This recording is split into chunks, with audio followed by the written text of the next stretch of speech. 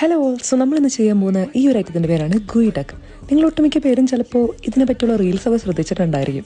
അപ്പോൾ എനിക്കിത് പരീക്ഷിച്ച് നോക്കണം എന്നൊരാഗ്രഹം ഉണ്ടായിരുന്നു. അപ്പോൾ പിന്നെ നമ്മൾ ഒന്നും നോക്കിയില്ല, കടയിൽ ഈ ഒരു ഐറ്റം കണ്ടപ്പോൾ നമ്മൾ മേടിച്ചു. കാണാൻ വലിയ ഗോത്രമൊന്നും ഇല്ലെങ്കിലും അത്യാവശ്യം നല്ല കാശുള്ള ഐറ്റമാണ്. ഇതിന് ഏകദേശം ഒരു 900 grams ഉണ്ടായിരുന്നു. പക്ഷേ ഇതിൻ്റെ പ്രൈസ് എന്ന് പറയുന്നത് ഞാൻ കൊടുത്തൊരു $55 പക്ഷേ ഇതെല്ലാം നന്നാക്കി പിടിച്ച് വന്നപ്പോൾ ഒരു 400 gram ഉണ്ടായത് തന്നെ ഭാഗ്യം. കാരണം ഇതിൻ്റെ ഉള്ള ഒട്ടുമിക്കതും വെള്ളമാണ്.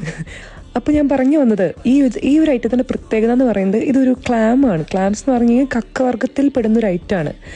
ഇത് ഇത്ര എക്സ്പെൻസീവ് ആയതുകൊണ്ട് തന്നെ പറയപ്പെടുന്നത് പണ്ട് കാലത്തൊക്കെ നാർക്കോട്ടിക്സ് ഒക്കെ ഡീൽ ചെയ്യുന്ന ആൾക്കാർ പകരമായിട്ട് പൈസയ്ക്ക് പകരം ഇതിനെ കൊടുക്കാറുണ്ടെന്നാണ്. ഇതിൻ്റെ ആയുസ് എന്ന് പറയുന്നത് 150 കൊല്ലാണ് അത്ര. നമ്മുടെ ആമയൊക്കെ പോലല്ലേ, ആമ 10-200 കൊല്ലമൊക്കെ ജീവിക്കുന്ന പോലെ ഇതും അത്യാവശ്യം കുറച്ചധികം കാലം ജീവിക്കും. ഈ ജീവിക്കും തോറും ഇതിൻ്റെ വലുപ്പം കൂടിക്കൂടി വരും.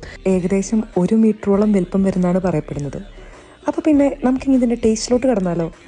ഇത് പൊതുവേ എല്ലാവരും കഴിക്കുന്നത് ഭയങ്കര തിൻ സ്ലൈസാക്കി അരിഞ്ഞതിന് ശേഷം പിന്നെ ലൈം ജ്യൂസും സോൾട്ടും ഒക്കെ ഇട്ട് സിമ്പിളായിട്ടാണ് കഴിക്കുന്നത്, റോയ് ആയിട്ടാണ് കഴിക്കുന്നത്.